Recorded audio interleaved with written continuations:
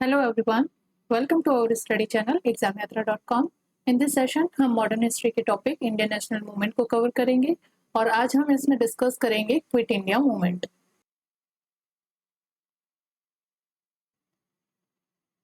तो quit India movement या हम अगस्त क्रांति भी कह सकते हैं। अगस्त क्रांति अगस्त 2022 में इसके कंप्लीट 80 इयर्स हो चुके थे और अब 24 चल रहा है, तो आप 2 साल और ऐड कर दीजिए, यानी 82 इयर्स कंप्लीट हो चुके हैं क्विट इंडिया मूवमेंट को या अगस्त क्रांति को। अगस्त क्रांति भी नाम आ जाए तो भी क्विट इंडिया मूवमेंट है। कभी कभी यूपीएससी आपको कंफ्यूज करने के लिए अगस्त क्रांति भी नेम दे सकता है, तो वो ऑल्टरनेटिव नेम है of the quit India movement. ठीक है, अब क्विट इंडिया मूवमेंट जो है हमने लास्ट सेशन के अंदर डिस्कस किया था। अगस्त ऑफर एंड इंडिविजुअल सत्याग्रह के अंदर हमने ये देखा था कि जो कांग्रेस नेशनलिस्ट थे उनकी ये डिमांड थी, बेसिकली गांधी जी की ये डिमांड थी कि अगर जो गवर्नमेंट है, ब्रिटिश गवर्नमेंट, वो अगस्त ऑफर के अंदर जो प्रोविजंस इंक्लूड किए गए हैं बाय इंडियन नेशनलिस्ट, और we can say this provision represent the Indian demands, Indian nationalist demand, तो वो अगर ब्रिटिश गवर्नमेंट एक्सेप्ट करने से मना कर देती है तो Gandhi ji will launch quit India movement. तो क्विट इंडिया मूवमेंट का जो बेसिक अगर रीजन कहे, हम इमीडिएट कॉज कहे, तो वो था negligence of August offer by British government. August offer के रिलेटेड कोई भी पॉजिटिव रिस्पॉन्स नहीं आने की वजह से गांधी जी ने क्विट इंडिया मूवमेंट को लॉन्च किया। और ये जो क्विट इंडिया मूवमेंट है ये कंप्लीटली डिफरेंट है on the principle ground of the Gandhian ideology. Gandhi ji इस समय खुद अपने प्रिंसिपल पे अबाइड नहीं है, ठीक है, दो he was follower of non violence and all, but this time जो है इन्होंने डू एंड डाई जैसे स्लोगन भी प्रोपोगेट किए। तो इसका मतलब गांधी जी जो है इस समय थोड़े से रेडिकल मूड के अंदर है। उनका ये था इस समय कि अगर ब्रिटिश गवर्नमेंट मान जाती है, इंडियन डिमांड्स को एक्सेप्ट कर लेती है तो ओके है, अदरवाइज तो अगर ये आउट ऑफ कंट्रोल भी हो जाता है मास मूवमेंट तो इसकी रिस्पॉन्सिबिलिटी गांधी जी की नहीं है। तो बेसिकली जो ये क्विट इंडिया मूवमेंट है ना, ये लीडर लेस मूवमेंट है। इसमें गांधी जी ने सिर्फ लोगों को अर्ज किया था कि आप अपने हिसाब से देख लो आपको क्या करना है, ब्रिटिश गवर्नमेंट को किस तरह से प्रेशराइज करना है अपनी डिमांड को एक्सेप्ट करवाने के लिए। तो अब यहाँ पे different section of the society है, वो अपनी तरह से जो ये प्रोटेस्ट है या जो ये एजिटेशन या मूवमेंट है वो रन करते हैं।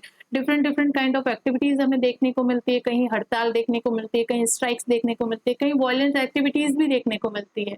तो बेसिकली क्विट इंडिया मूवमेंट जो है इसमें गांधी जी ने लोगों को अर्ज किया था कि अब मौका आ चुका है एक बड़े मास मूवमेंट का और अपनी डिमांड को ब्रिटिश गवर्नमेंट से एक्सेप्ट करवाने के लिए। बेसिकली क्या डिमांड थी यहाँ पे, एक तो कंप्लीट इंडिपेंडेंस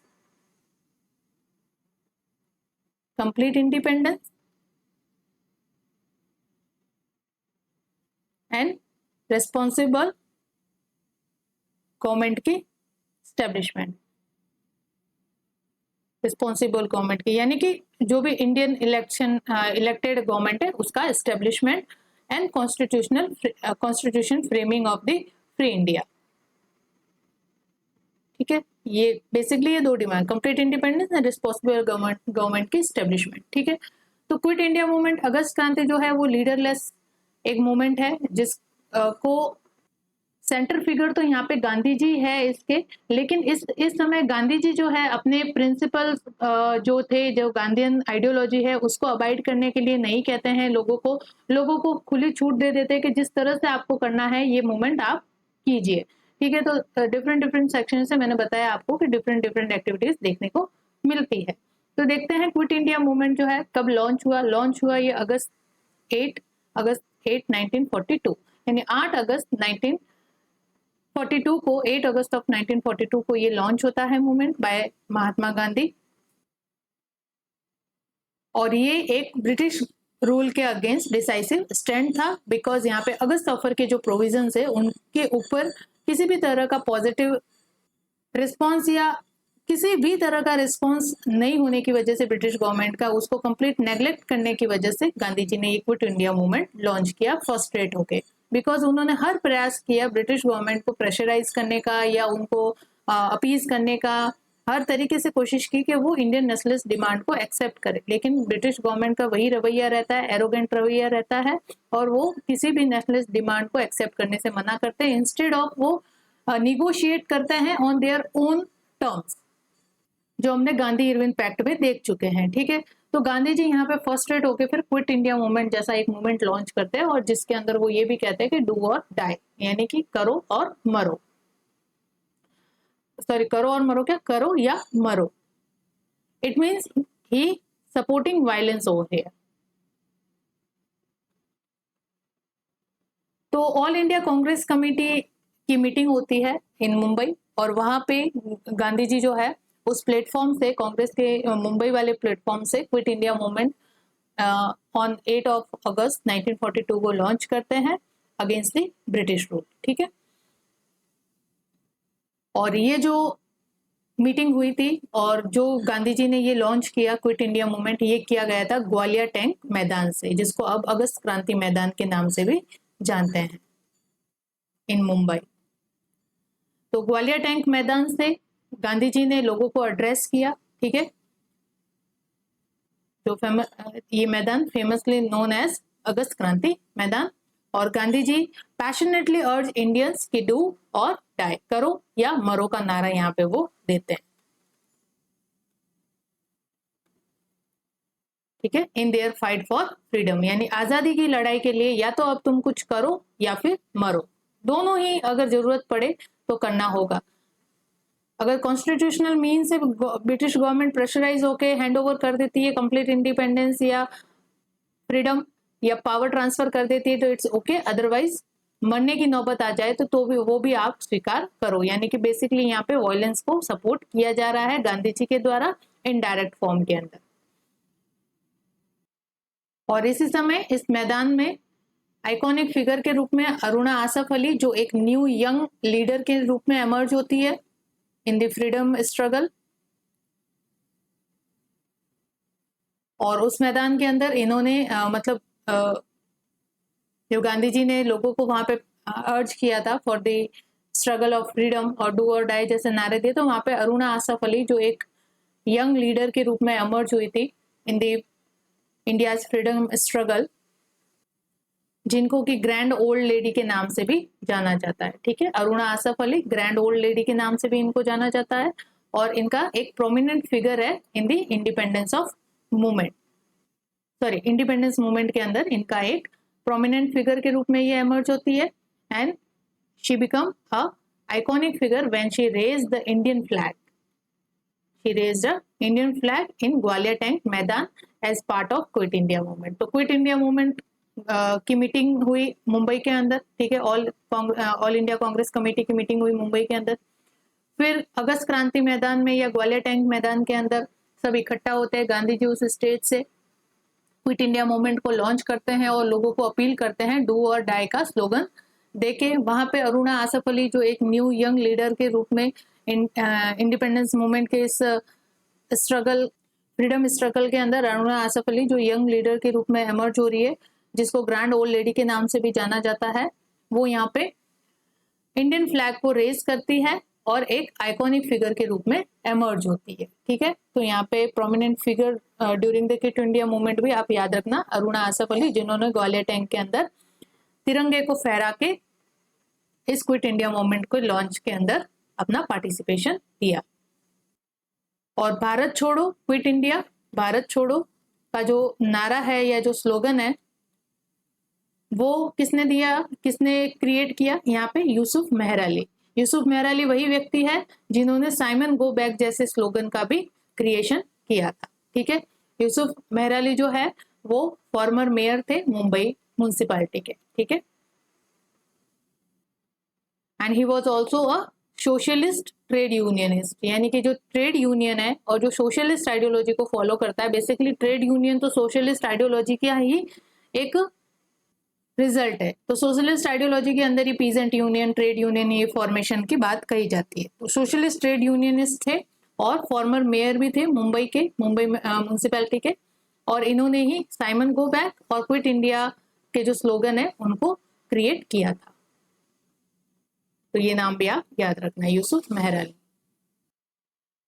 देखो एक चीज मैं आपको और बता दूं कि अभी जितने भी हमारे वीडियोस बनेंगे या जो सेशन लेंगे उसके अंदर हम फैक्ट्स के ऊपर ज्यादा ध्यान देंगे, जो भी इंपॉर्टेंट फैक्ट्स है, जो भी कॉन्सेप्ट थे, जो भी थ्योरीज थी, है ना, जितना भी जो था वो प्रायर जो सेशन हमने कवर किए हैं वहां पे हियर एंड देयर जो है कवर हो चुके हैं। अब जो है हम just near to attain the freedom, है ना, हम भी अब फ्रीडम की तरफ बढ़ चुके हैं और जितने भी डेवलपमेंट होने थे वो हो चुके, वेरियस एक्ट एंड रेगुलेशंस वगैरह all have been covered in prior session. आप वो जाके देखिएगा। अब यहाँ पे जो मेनली होगा वो इंफॉर्मेशन बेस्ड ज्यादा होगा। मैं आपसे भी ये एक्सपेक्ट करूंगी कि आप जो हमारे प्रायर सेशन देख के आए हुए हैं तो आपको कंफ्यूज नहीं होना चाहिए कि जब मैं क्रिप्स मिशन की बात करूं, मैं अगस्त ऑफर की बात करूं, मैं इंडिविजुअल सत्याग्रह की बात करूं, या मैं एक्ट ऑफ मोंटेग्यू चेम्सफोर्ड की रिफॉर्म की बात करूं, तो वहां पे मैं अब डिटेल आपको नहीं दे पाऊंगी। मैं जस्ट उनका नाम मेंशन करूंगी कि ये कारण है, ये कॉज है। वो चीजें आपको प्रायर जितने भी हमारे सेशन है उनके अंदर जाके आपको कवर करना पड़ेगा, ठीक है। तो अब जो जितने भी सेशन है बस इज अबाउट टू फिनिश, और इनमें मेनली हमारा जो फोकस रहेगा वो इन्फॉर्मेशन बेस्ड रहेगा, और कुछ कॉन्सेप्ट आ जाएगा बीच में तो वो मैं बता दूंगी जो मेंस पर्सपेक्टिव से इंपॉर्टेंट होता है, कोई स्टेटमेंट है, कोई अदर चीज है, ठीक है। तो स्टार्ट करते हैं कि अब क्विट इंडिया मूवमेंट के कॉजेज क्या रहते हैं, क्या कॉज रहते हैं। क्विट इंडिया मूवमेंट के जो कॉजेज है वो मेन तो आपका अगस्त ऑफर जो फेल हो जाता है, फिर क्रिप्स मिशन आता है, और वो भी सेम अगस्त ऑफर की तरह ही बात करता है, लेकिन थोड़ा सा डिफरेंट होता है। क्या डिफरेंट होता है? In the form of constitution framing. यहाँ पे जो अगस्त ऑफर के अंदर क्या बात की गई थी कि कॉन्स्टिट्यूशन फ्रेमिंग जो होगी वो मेनली इंडियंस के द्वारा होगी, जबकि क्रिप्स मिशन में कहा गया कि जो कॉन्स्टिट्यूशन फ्रेम होगा, न्यू कॉन्स्टिट्यूशन जो फ्रेम होगा फॉर द इंडिया, वो इंटायरली इंडियंस के द्वारा ही फ्रेम किया जाए, ठीक है। तो क्रिप्स मिशन और अगस्त ऑफर में सेम प्रोविजन ही थे, बस ये दो एक थोड़ा सा यहाँ पे डिफरेंट था। डोमिनियन स्टेटस प्रोवाइड करवाने की ये भी बात करता है, क्रिप्स मिशन भी कहता है हम डोमिनियन स्टेटस देंगे, लेकिन dominion status was now is not relevant anymore for the Indian, they want complete independence. तो इमीडिएट ट्रिगर जो था of the launching of quit India movement, that is the Cripps mission, failure of Cripps mission. तो Cripps mission के अंदर एक तो ये चीज थी क्यों फेल हो गया और उसकी वजह से क्विट इंडिया मूवमेंट को लॉन्च करना पड़ा, कि यहाँ पे कॉन्स्टिट्यूशन जो इंडिया के कॉन्स्टिट्यूशनल फ्यूचर है उसके प्रोस्पेक्ट में बात की गई, सेल्फ गवर्नेंस के बारे में बात की गई। तो मेन इसका फीचर्स था कि डोमिनियन स्टेट प्रोवाइड करवाएंगे। तो मैंने अगेन बताया कि डोमिनियन स्टेटस जो है ये टॉपिक अब रिलेवेंट ही नहीं रहा फॉर द इंडियंस, ठीक है। तो एक तो ये चीज, दूसरा यहाँ पे ये डोमिनियन स्टेटस का बात, ठीक है, तो ये भी रिलेवेंट नहीं है। दूसरा यहाँ पे बात की गई जो कि पोटेंशियल देता है पार्टीशन को, यानी कि पार्टीशन को इन्विटेशन देता है, या वी कैन से कि न्यू पाकिस्तान के फॉर्मेशन के लिए ये एक खुला इन्विटेशन था। कौन? क्रिप्स मिशन, जिसके अंदर ये कहा गया कि जो भी प्रोविंस है इंडिया ब्रिटिश टेरिटरी के जितने भी प्रोविंसेस है उनमें अगर कोई प्रोविंस जो है वो न्यूली फॉर्म यूनियन को ज्वाइन नहीं करना चाहता तो वो अलग हो सकता है और अपना अलग से यूनियन फॉर्म कर सकता है, ठीक है। यानी कि ये कह रहा है कि जो प्रिंसली स्टेट है वो भी अगर चाहे तो अपना अलग से यूनियन और कॉन्स्टिट्यूशन बना सकते हैं। और यहाँ पे जो मुस्लिम लीग के द्वारा जो सेपरेट स्टेट की डिमांड है उसको यहाँ पे एड्रेस करने की या एक्नॉलेज करने की इनडायरेक्टली बात की जा रही है बाय क्रिप्स, ठीक है, in his mission, Cripps mission के अंदर, कि अगर कोई ब्रिटिश टेरिटरी का कोई प्रोविंस है, जैसे मेनली यहाँ पे मुस्लिम जो थे वो मेजोरिटी के अंदर एक तो ईस्ट बंगाल में थे, ईस्ट बंगाल, ये तो हो गए ईस्टर्न साइड पे, और इस तरफ west north West frontier province के अंदर देखो तो पंजाब और सिंध। और इनको जो राउंड टेबल कॉन्फ्रेंस है ना, राउंड टेबल कॉन्फ्रेंस सेकेंड, उसके अंदर बनाया ही इन सिंध और प्रोविंस को मुस्लिम मेजोरिटी स्टेट बना दिया गया था, मुस्लिम मेजोरिटी प्रोविंस।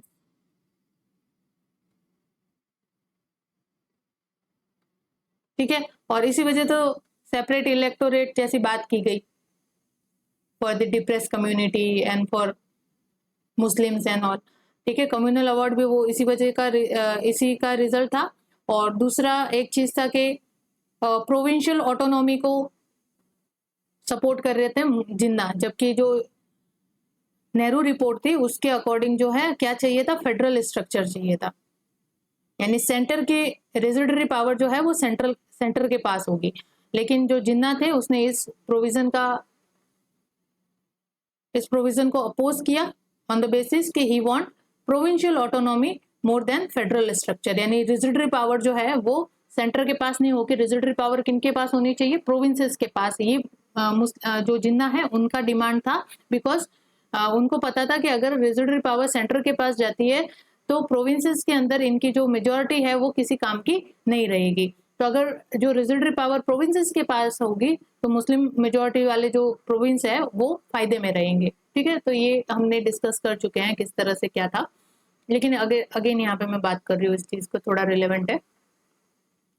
तो यहाँ पे जो प्रोविजन थे क्रिप्स मिशन के, वो एक तो डोमिनियन स्टेटस प्रोवाइड करवाना, that is not relevance any more for the Indians. And second जो था वो ये था कि जो भी यूनियन, जो न्यूली फॉर्म यूनियन होगा इंडियन यूनियन, उसको अगर ज्वाइन नहीं करना चाहे तो वो अलग भी हो सकता है, यानी कि ये खुला इन्विटेशन दिया जा रहा है पाकिस्तान के फॉर्मेशन के लिए मुस्लिम लीग को।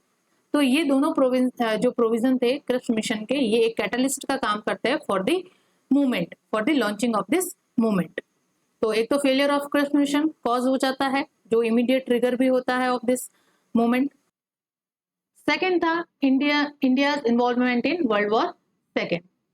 अब यहाँ पे मैंने बताया था लिनलिथगो के द्वारा, जो वॉइस रॉय था, लिनलिथगो के द्वारा without getting prior consent of the Congress ministry, he declared कि इंडिया विल बी पार्टिसिपेट और India would be unconditionally support their effort in world war second. तो ये without getting the consent of Congress ministry Linlithgow ने ये declaration किया, और ये कारण बना कांग्रेस मिनिस्ट्री के रिजाइन का भी, जिसको मुस्लिम लीग ने डे ऑफ डिलीवरेंस के रूप में मनाया। ठीक है, और इस डिक्लेरेशन ने ही एक फ्यूल का काम किया, ठीक है, डिससेटिस्फैक्शन का अमंग इंडियन लीडर्स। ठीक है, तो लिनलिथगो का ये प्री अजम्पशन जो था ये महंगा पड़ा, और इसके रिस्पॉन्स में, इसके एजिटेशन के रिस्पॉन्स में जो कांग्रेस मिनिस्ट्री है वो यहाँ पे रिजाइन कर देती है from their post and designation and started protest against Indian resources mobilisation to Britain. तो यहाँ पे इंडियन लीडर के द्वारा कंप्लीटली अपोज किया गया है इस डिसीजन को, और ये डिसीजन एक मेन फैक्टर बनता है launching the quit India movement by Gandhi ji. ठीक है, तो India's involvement in world war second. Third इसका कॉज रहता है growing anti British sentiment. Obviously यहाँ पे नेशनलिस्ट जो स्ट्रीम है, नेशनलिस्ट स्ट्रीम, वो डे बाय डे रेज कर रही है, और यहाँ पे anti British sentiment day by day arise हो रहे हैं। ठीक है, इंडियन नेशनल मूवमेंट तो हमने देख चुका है 1885 से किस तरह से आगे बढ़ रहा है, और अब हम पहुंच चुके हैं एरा 1942 के, यानी कि फ्रीडम ऑफ अटेनमेंट को कुछ ही समय बाकी है। तो इस समय तक 1942 आते आते एंटी ब्रिटिश सेंटिमेंट इतना ज्यादा बढ़ चुका है कि ये एक मेन कॉज रहता है for the quit India, for this movement, launching of this movement, quit India movement. और एंटी ब्रिटिश सेंटिमेंट के साथ growing demand of complete independence gaining traction among the Indian population. अब यहाँ पे जो मेन मुद्दा था वो था हमारा complete independence from the British government. दूसरे सब चीजें अलग से रखो, हमें क्या दो, स्वतंत्रता पहले दो। तो ये मेन मुद्दा अब बन चुका था, और इसके लिए अब गांधी जी को भी पता था कि अब जो मास है वो गांधीयन आइडियोलॉजी को फॉलो नहीं करेगी, कि अभी भी हम जो है कॉन्स्टिट्यूशनल एजिटेशन शो करें, कॉन्स्टिट्यूशनल मीन्स में रहते हुए, उनकी बाउंड्री में रहते हुए ब्रिटिश गवर्नमेंट को अपीज किए। It now this all methods was no longer relevant in the present context. ठीक है, तो इंडिया की जो प्रेजेंट कंडीशन, जो पॉलिटिकल कंडीशन ऐसी बन चुकी थी कि गांधी जी को भी अब थोड़ा सा वायलेंस का सहारा लेना पड़ रहा था। इस वजह से इन्होंने भी क्विट इंडिया मूवमेंट को लॉन्च करने के साथ डू और डाई जैसे स्लोगन को सपोर्ट किया, otherwise he will never support non violent violent activities in his movement. तो इस वजह से गांधी जी ने इस क्विट इंडिया मूवमेंट को जो है अपनी लीडरशिप नहीं दी। सोल जो पहले हर मूवमेंट के अंदर जैसे नॉन कॉर्पोरेशन मूवमेंट के अंदर वो सोल लीडर बनते थे, आगे रह के फ्रंट लीडर बनते थे, लेकिन इसमें उन्होंने इस मूवमेंट को लीडरलेस रखा completely. It was all upon to mass कि किस तरह से वो ब्रिटिश गवर्नमेंट को प्रेशराइज करते हैं to for the attainment of freedom, यानी कंप्लीट इंडिपेंडेंस के एम को किस तरह से अचीव करे, वो सब अब नेशनलिस्ट लीडर के हाथों में थे और various section of the society उनके हाथों में से, जैसे ट्रेड यूनियन है, पीजेंट यूनियन है, स्टूडेंट यूनियन है, इनके हाथों में दे दिया कंप्लीट लीडरशिप। तो अब ये लीडरलेस होने की वजह से बाद में थोड़ा सा फेलियर भी फेस करती है, बिकॉज एक सेंट्रल लीडरशिप नहीं होने की वजह से यहाँ पे क्या होता है कि ब्रिटिश गवर्नमेंट जो है ऑब्वियसली जब जैसे वायलेंट एक्टिविटी शुरू होती है ब्रिटिश गवर्नमेंट एक्शन लेना शुरू कर देती है। और ब्रिटिश गवर्नमेंट को क्विट इंडिया मूवमेंट के लॉन्च होने का खबर थी, अच्छे से पता था उनको कि अगर हम जब नेशनलिस्ट डिमांड को एड्रेस नहीं करेंगे, एक्नॉलेज नहीं करेंगे, तो ये मास मूवमेंट लॉन्च करेंगे ही करेंगे। तो ब्रिटिश गवर्नमेंट यहाँ पे लड़ने के लिए भी कंप्लीटली रेडी थी during the quit India movement. ठीक है, ऐसा नहीं था कि ये ऑल ऑफ द सडन ये मूवमेंट रेज हो गया और ब्रिटिश गवर्नमेंट को इसका पता भी नहीं लगा, और जब ब्रिटिश गवर्नमेंट को इसको पता लगा तब तक देर हो चुकी थी। ऐसा कुछ भी नहीं था, ब्रिटिश गवर्नमेंट को ऑलरेडी पता था कि गांधी जी जो है ऐसा कुछ मास मूवमेंट लॉन्च करने वाले हैं और ब्रिटिश गवर्नमेंट भी रेडी थी। और इस वजह से बाद में हैवी रिप्रेशन का शिकार बनता है ये Quit India movement, because of the एक तो सेंट्रल लीडरशिप नहीं है यहाँ पे, और सेंट्रल लीडरशिप ना होने की वजह से लोग जो थे, जो भी ये क्विट इंडिया मूवमेंट के अंदर पार्टिसिपेट किए जिन्होंने, वो एकदम जब रिप्रेशन आया, हैवी रिप्रेशन आया फ्रॉम द गवर्नमेंट साइड, तो वो डिसाइड नहीं कर पाए कि आगे क्या करना है। ठीक है, किस तरह से इस मूवमेंट को आगे कंटिन्यू करना है। तो इस वजह से ये मूवमेंट जो है फेल्योर का शिकार बनता है because of the heavy repression from the government side. लेकिन स्टिल ये गवर्नमेंट ने एक अपने जो फ्यूचर के अंदर लिगेसी छोड़ी थी वो यहाँ पे बरकरार रहती है। ठीक है, जिसने और ज्यादा नेशनलिस्ट सेंटिमेंट को अराइज करने का काम किया। तो ये दो कॉज बनते हैं। नेक्स्ट कॉज है इसका यूनिफिकेशन ऑफ वेरियस मूवमेंट, यानी कि पिछले प्रीवियस 2 डेकेड से अंडर द सोशलिस्ट आइडियोलॉजी हमने देखा किस तरह से रेडिकल जो मूवमेंट है, रेडिकल मूवमेंट वो अराइज होते हैं। ट्रेड यूनियन, पीजेंट यूनियन, इस तरह के यूनियन फॉर्मेशन होते हैं। और जितने भी जैसे ये ऑल इंडिया किसान सभा है, फॉरवर्ड ब्लॉक है जो सुभाष चंद्र बोस के द्वारा फॉर्म की गई थी, एक पॉलिटिकल पार्टी है ना। फॉरवर्ड ब्लॉक के बारे में हम नेक्स्ट सेशन के अंदर देखेंगे कंप्लीट डिटेल के अंदर। तो सुभाष चंद्र बोस के द्वारा ये कॉन्स्टिट्यूट की गई फॉरवर्ड ब्लॉक, ये ऑल इंडिया किसान सभा है, यूनियन जो ट्रेड यूनियन के द्वारा है, ये सब रेडिकल एजेंडा के थ्रू मूवमेंट चलाने वाले जो सेंटर्स है वो बन चुके थे। और इन सभी की एक्टिविटीज को कांग्रेस के द्वारा एफिलिएट किया जा रहा था, कांग्रेस के द्वारा सपोर्ट किया जा रहा था, और कांग्रेस के अम्ब्रेला के अंदर ये सारे मूवमेंट जो है वो रन हो रहे थे। बेसिकली इनका भी सेम था कि ब्रिटिश गवर्नमेंट को ओवरथ्रो करना फ्रॉम द इंडियन टेरिटरी। तो कांग्रेस के मूवमेंट के साथ साथ गांधी जी के साथ साथ जो other section of the societies है, जैसे पीजेंट है, ट्रेड यूनियन है, फॉरवर्ड ब्लॉक है, जो रिप्रेजेंट करता है लेफ्ट विंग नेशनलिस्ट लोगों को, तो ये सारे जो सेक्शंस थे उन्होंने एक बड़े स्ट्रगल के लिए ऑलरेडी स्टेज को जो है वो सेट कर दिया था। तो इस वजह से अब ये जो क्विट इंडिया मूवमेंट है एक बहुत बड़ा मास मूवमेंट बनता है, क्योंकि इसके अंदर खाली मास ही पार्टिसिपेट नहीं करती है, बल्कि मास के जो वेरियस सेक्शन है, पीजेंट है, स्टूडेंट है, वुमेन है, लेबर है, ठीक है, और जो लेफ्ट विंग के नेशनलिस्ट लीडर है, सभी के सभी इसके अंदर पार्टिसिपेट करते हैं। इस वजह से ये वी कैन से कि quit India movement was shortest mass movement but was most intense इस वजह से क्योंकि हर एक सोसाइटी का जो सेक्शन है वो इसके अंदर पार्टिसिपेट कर रहा है। जैसे अर्लियर अगर हमने देखें, जैसे कि मॉडरेट है, एक्सट्रीमिस्ट है, उनके अंदर कोई ना कोई सेक्शन जो है छूट जाता था। जैसे अगर मॉडरेट और एक्सट्रीमिस्ट वालों की बात करें तो सिर्फ जो तो कोई ना कोई सेक्शन जो है प्रीवियस मूवमेंट के अंदर छूट जाते थे, लेकिन इस मूवमेंट के अंदर क्विट इंडिया मूवमेंट के various section of the society of the India participated, and we can say quit India movement was shortest mass movement but most intense, because यहाँ पे हर एक वर्ग के लोगों ने यहाँ पे पार्टिसिपेट किया, चाहे वो पीजेंट हो, स्टूडेंट हो, लेबर हो, वर्कर हो, वुमन हो। मोस्टली जो क्विट इंडिया मूवमेंट के अंदर अगर किसने बहुत बड़ा मेजर रोल प्ले किया था तो वो वुमेन्स ने किया था। वुमेन्स का रोल यहाँ पे अलग से क्वेश्चन पूछा जाता है, ठीक है।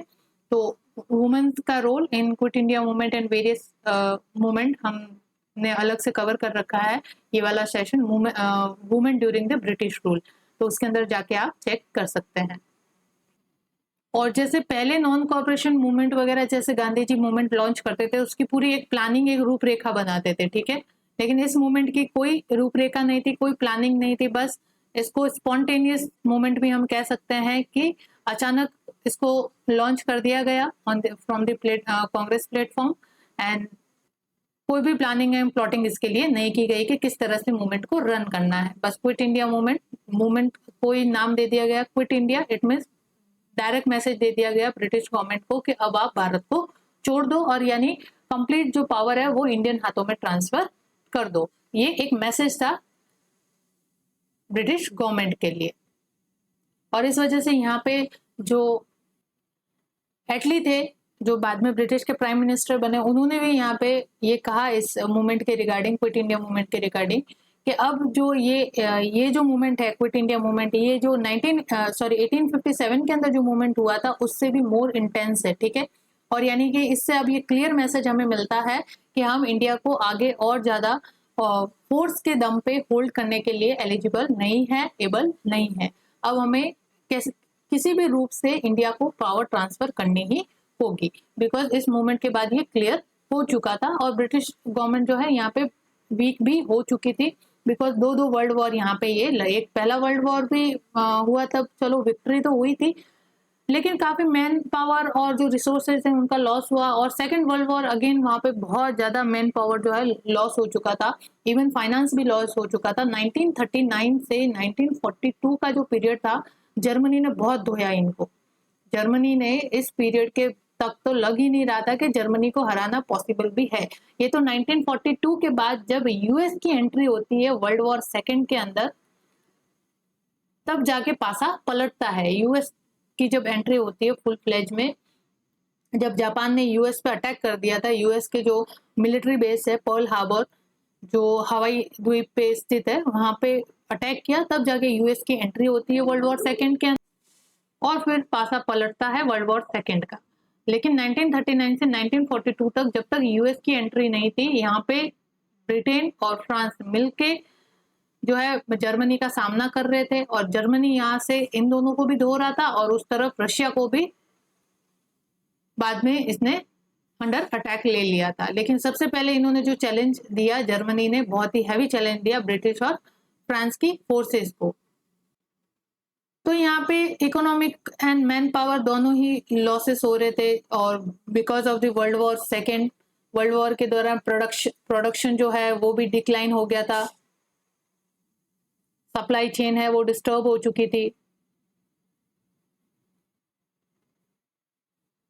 ठीक है। तो इस वजह से जो Britain, not only in Britain but जो ब्रिटेन की कॉलोनीज थी जहाँ पे ब्रिटिश गवर्नमेंट राज कर रही थी, वहां पे भी डिससेटिस्फेक्शन होना शुरू हो गया था, क्योंकि वहां पे भी बिकॉज ऑफ वर्ल्ड वॉर जो है महंगाई, इन्फ्लेशन बढ़ चुका था, प्रोडक्शन हो नहीं रहा था, और सप्लाई जो है वो कम्प्लीटली डिस्टर्ब हो चुकी थी। तो इस वजह से ये जो एंटी ब्रिटिश सेंटिमेंट है, ये इस वजह से भी बहुत ज्यादा बढ़ गया था। तो क्विट इंडिया मूवमेंट के दौरान यहाँ पे सेवरल न्यू ट्रेंड्स जो है वो भी सेट होते हैं इन दी गांधीयन मूवमेंट। जो गांधीयन मूवमेंट पहले जिस तरह से लॉन्च होता था, जिस तरह से वो रन होता था, जिस आइडियोलॉजी को फॉलो करते थे, वो अभी यहाँ पे नहीं देखने को मिलती, और न्यू आइडियोलॉजी और न्यू ट्रेंड जो है इसमें देखने को मिलते हैं। ये new trend during the quit India movement हम अलग से कवर करेंगे फेज वाइज अभी थोड़ी देर में। और ये स्पॉन्टेनियस मूवमेंट था, एज आई सेड कि इसके लिए कोई प्लानिंग प्लॉटिंग नहीं की गई थी। और ये जो मूवमेंट था Quit India movement, we can say कि ये कल्मिनेशन था of the Gandhian satyagraha movement. पहले जो गांधी जी जो है ब्रिटिश गवर्नमेंट को प्रेशराइज करने के लिए सत्याग्रह को परफॉर्म किया करते थे, यानी नॉन वायलेंस का सहारा लेके एजिटेशन शो करते थे। लेकिन दिस टाइम गांधी जी जो है वो बिल्कुल रेडिकल मूड के अंदर थे, और क्विट इंडिया मूवमेंट के अंदर उन्होंने डू और डाई जैसी सिचुएशन को भी एक्सेप्ट कर लिया था। नेक्स्ट कॉज जो होता है वो होता है economic hardship and shortage of essential goods. तो यही मैंने कहा, वर्ल्ड वॉर का जो समय था इसने प्रोडक्शन और जो सप्लाई चेन है उसको कंप्लीटली डिस्टर्ब कर दिया था, और जो इंडिया की इकोनॉमिक सिचुएशन थी वो कंप्लीटली डिटेरियोरेट हो गई थी because of the world war, और इन्फ्लेशन बहुत ज्यादा बढ़ गया था जिसकी मार जो है वो इंडियन लोगों के पॉकेट्स पे पड़ रही थी, बजट पे पड़ रहे थे। और ऑलरेडी जो इंडिया है वो ब्रिटिश राज के अंदर पॉवर्टी को फेस कर रहा था, ठीक है। ऑलमोस्ट ऑल तो आधी से ज्यादा जनसंख्या जो है वो बिलो पॉवर्टी लाइन ही रह रहे थे, यानी पॉवर्टी के अंदर, मिजरी के अंदर ही रह रहे थे। लेकिन वर्ल्ड वॉर सेकेंड ने इस सिचुएशन को और ज्यादा वर्स्ट कर दिया, और ज्यादा डिटेरियोरेट कर दिया। इस कारण से क्विट इंडिया मूवमेंट लॉन्च होता है, और ये एक तरह से वी कैन से वॉल्केनो का आउटबर्स्ट था, जो इतने समय से ब्रिटिश राज का एक तो एट्रोसिटी, ब्रिटिश राज का attitude towards the Indians, racial discrimination, all of the factors was accumulated, and again it erupted like a volcano in the Quit India movement, like it had happened in 1857 revolt, ठीक है। तो ये चीजें यहाँ पे होती है कि एक इकोनॉमिक हार्डशिप और shortage of essential good, production और सप्लाई चेन के डिस्टर्ब की वजह से एसेंशियल गुड्स जो है वो उनका शॉर्टेज हो चुका था, जो सप्लाई थी वो हो नहीं रही थी, और इन्फ्लेशन इतना ज्यादा बढ़ गया था कि लोग जो है वो खरीद ही नहीं पा रहे, खरीद कर ही नहीं पा रहे थे, इतनी ज्यादा मिजरी आ गई थी, पॉवर्टी आ गई थी। तो इस सारी चीजों ने यहाँ पे पब्लिक डिसकंटेंट को एग्रीवेट करने का काम किया, ठीक है। तो ये कुछ मेन कॉजेज रहता है of the launching of quit India movement. Next देखते हैं features of quit India movement. तो क्या क्या फीचर्स रहता है? एक तो इसमें क्लियर मैसेज था टू ब्रिटिश गवर्नमेंट के British rule in India must and immediately, ठीक है, कि ब्रिटिश जो रूल है वो इमीडिएटली एंड होना चाहिए, यानी जो पावर है वो कंप्लीटली इंडियन हैंड्स में ट्रांसफर हो जानी चाहिए। ये क्लियर कट मैसेज था ड्यूरिंग दिस मूवमेंट, ठीक है। और ये जरूरी भी था, दिस वाज नेसेसरी कि ब्रिटिश रूल जो है इंडिया से इमीडिएटली एंड किया जाए। ये नेसेसरी था for the world order, to set a new world order, because ये इंडिया के लिए नहीं, वर्ल्ड की सेफ्टी के लिए भी बहुत जरूरी था कि ब्रिटिश गवर्नमेंट जो है इंडिया को फ्री कर दे और पावर जो है इंडियन हाथों में ट्रांसफर कर दे। बिकॉज अगर इंडिया कॉलोनी रहती, ठीक है, ब्रिटिश की, तो ये एक तरह से Nazism, fascism, militarism and other form of imperialism की जो आइडियोलॉजी है उनको सपोर्ट करने या उसको बढ़ावा देने का ही आगे जाके काम करेगी, और ये आगे जाके वर्ल्ड वॉर थर्ड का भी कारण बन सकते हैं, जहां पे अगेन जो ये फोर्सेस है, जो पावरफुल फोर्सेस है, वो अपनी कॉलोनीज या अपनी टेरिटोरियल जो एक्सपांशन है उसको करने के लिए एक दूसरे से लड़ेंगे।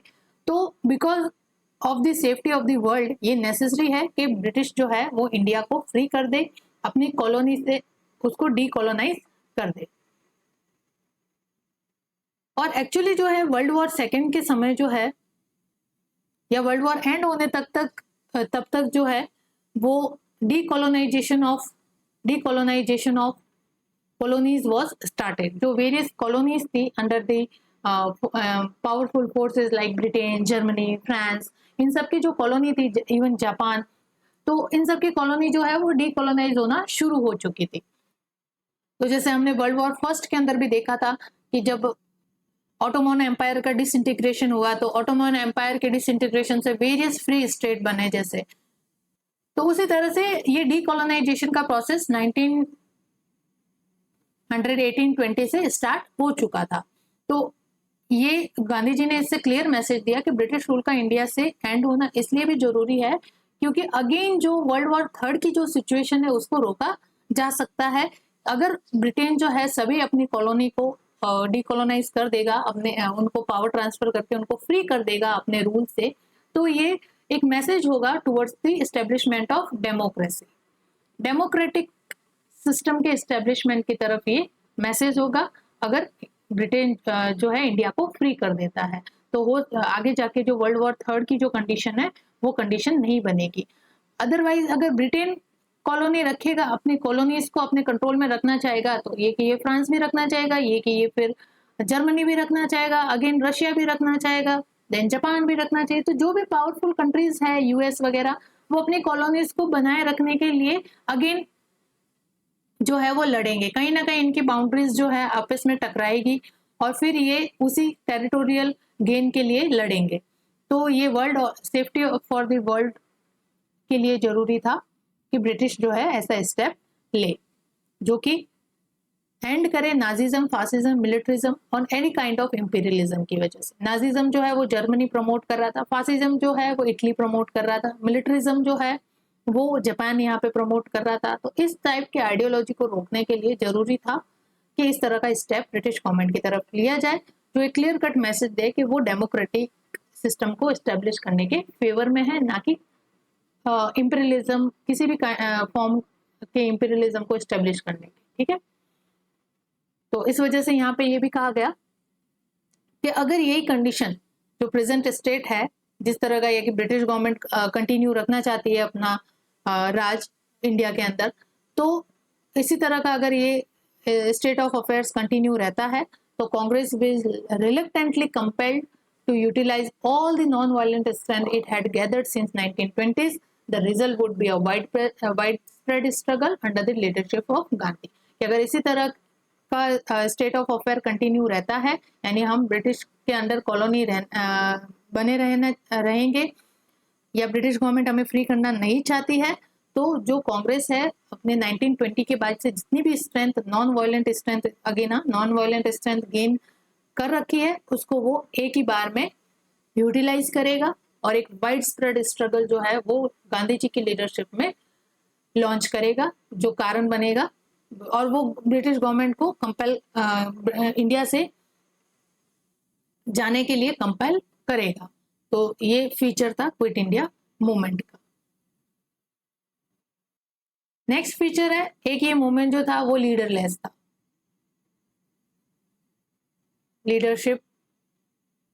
लीडरशिपलेस था, कोई सेंट्रल लीडरशिप इसके पास नहीं थी। तो इस वजह से मूवमेंट जो है स्टार्टेड होता है डिफरेंट एरियाज में बाय डिफरेंट पर्संस।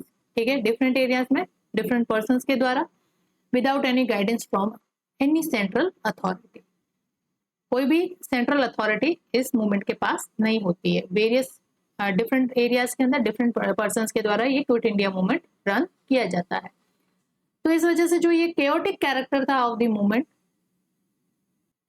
उसने वॉयलेंस को इनएविटेबल कर दिया था। बिकॉज ऑब्वियसली जब सेंट्रल अथॉरिटी नहीं होगी, कोई गाइडेंस नहीं होगी, तो जो मास है वो अनकंट्रोल हो जाती है और वॉयलेंट एक्टिविटी, वहां पे वॉयलेंस की एक्टिविटी हो जाती है। तो जो ये केओटिक कैरेक्टर था of the movement made a resort to violence inevitable. और ये जो नॉन ऑफिशियल वायलेंस था, जो कि लोगों के द्वारा अचानक की गई, ठीक है, ये एक स्पॉन्टेनियस रिवॉल्यूशन के रूप में सिंक्रोनाइज हो जाता है विद ऑफिशियल वायलेंस। ठीक है, ऑफिशियल वायलेंस अगर हम बात करें तो जैसे स्टूडेंट वगैरह जो है ये, और जो भी कर्मचारी थे, है ना, क्लर्क वगैरह जो ब्रिटिश एडमिनिस्ट्रेशन के अंदर वर्क करते थे, उनके द्वारा भी ये ऑफिशियल वायलेंस भी की गई थी। तो ये फीचर है इसका कि ये एक सेंट्रल ये जो मूवमेंट था वो रन हो रहा था without any guidance from any central authority. किसी भी सेंट्रल अथॉरिटी नहीं था, यानी लीडरलेस या लीडरशिप लेस ये मूवमेंट था। नेक्स्ट अगर हम बात करें तो ये जो मूवमेंट है इसने ऑलमोस्ट ऑल प्रोविंसेस जो है वो कवर्ड किए थे, except Punjab and North West Frontier area and Sindh. अब आप यहाँ पे देख सकते हो कि ये जो मूवमेंट है क्विट इंडिया मूवमेंट, जो कांग्रेस एफिलिएटेड है और जो वेरियस नेशनलिस्ट लीडर है, लेफ्ट विंग वगैरह, उनके द्वारा ये एफिलिएटेड है क्विट इंडिया मूवमेंट। तो पंजाब, नॉर्थ वेस्ट फ्रंटियर और सिंध के अंदर ये एक सिंबॉलिक रूप में ही रहा, इतना ज़्यादा स्प्रेड नहीं हो पाया, इतना ज़्यादा इंटेंस फॉर्म के अंदर नहीं दिखा, बिकॉज यहाँ पे जो है मेजोरिटी किनकी थी, मुस्लिम्स की। और ये पंजाब और सिंध जो थे वो मिलके नॉर्थ वेस्ट फ्रंटियर एरिया कहलाता है, और ये कंप्लीट मुस्लिम मेजोरिटी प्रोविंसेस वैसे भी बना ही दिए गए थे। मुस्लिम लोगों के लिए अलग से ये मुस्लिम मेजोरिटी प्रोविंसेस बना दिए गए थे सेकेंड राउंड टेबल कॉन्फ्रेंस के अंदर। ठीक है, तो इस वजह से यहाँ पे मुस्लिम लीग ने वैसे भी क्विट इंडिया मूवमेंट को सपोर्ट नहीं किया था, क्विट इंडिया मूवमेंट को यहाँ पे सपोर्ट नहीं किया था। तो ऑब्वियसली इस प्रोविंसेस के अंदर उनका दबदबा था, तो यहाँ पे थोड़ा सा ये मूवमेंट जो है सिंबॉलिक रूप में ही देखने को मिलता है। कुछ छोटी मोटी पुलिस एक्टिविटीज यहाँ पे देखने को मिलती है, इतना ज्यादा स्प्रेड नहीं हुआ जितना कि अदर प्रोविंसेस के अंदर हुआ। नेक्स्ट फीचर की बात करें कि because of the absence of central authority this movement face a heavy repression from the government, और ये इसका जो बैकबोन है वो ब्रेक होती है इन अक्टूबर 1942। अगस्त में लॉन्च होता है, अक्टूबर 1942 में ये आते आते थोड़ा सा गवर्नमेंट के रिप्रेशन का शिकार बनता है ये मूवमेंट, और इसी के साथ ये थोड़ा सा स्लो डाउन हो जाता है, लेकिन अंडरग्राउंड एक्टिविटीज जो है वो चलती रहती है। एक इसका और फीचर्स आता है कि इस क्विट इंडिया मूवमेंट के दौरान, जैसे मैंने कहा कि न्यू ट्रेंड जो है वो देखने को मिलते हैं, तो उसमें से ये एक ट्रेंड था कि अंडरग्राउंड एक्टिविटीज, जो अंडरग्राउंड रेडियो स्टेशन एस्टेब्लिश होना, अंडरग्राउंड एक्टिविटीज के थ्रू ये मूवमेंट जो है 15 मंथ तक चलता रहा। तो ये अंडरग्राउंड एक्टिविटीज जो है वो ऑर्गेनाइज की जा रही थी mainly by the Jayaprakash Narayan, और ये लगभग 1943 तक चलती रही। और जयप्रकाश नारायण के साथ साथ एक नाम और याद रखना, राम मनोहर लोहिया। राम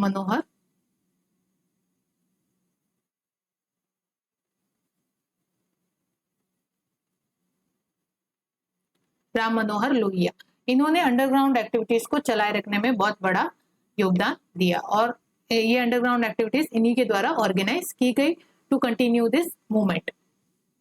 इस वजह से अगस्त में ये लॉन्च हुआ था, लेकिन अक्टूबर में आते आते ये अक्टूबर 1942 आते आते ये हैवी रिप्रेशन का शिकार भी बनता है, लेकिन फिर भी 1943 तक कंटिन्यू रहता है on the base of this underground activities which is organized by Jayaprakash Narayan and Ram Manohar Lohia, दोनों ही जो है सोशलिस्ट आइडियोलॉजी को फॉलो करने वाले लोग थे।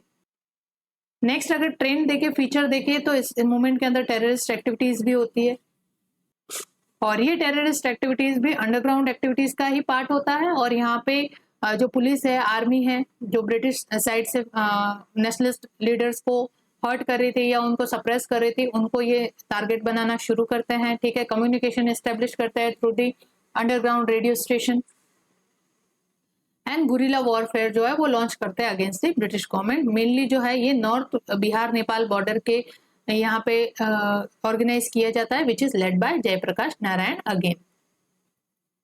तो terrorist activities was the feature of quit India movement, underground activities was the feature of quit India movement, absence of central authority word features of quit India movement. तो ये सारे features है इसके। नेक्स्ट अगर फीचर्स देखें तो quit India movement के दौरान जो है वो पैरेलल गवर्नमेंट भी एस्टेब्लिशमेंट होती है, यानी वी कैन से कि installation of number of local national movement which is worked as a parallel government, though this government was not challenge the British government, but ये एक सिंबल था कि India जो है वो अपना सेल्फ रूल चाहता है।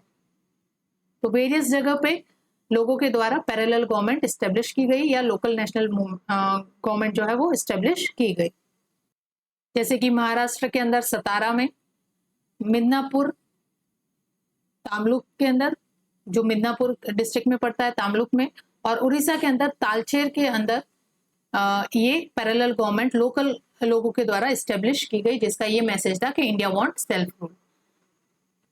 However, these parallel government did not pose any serious challenge to British rule or to the war effort of the Allies।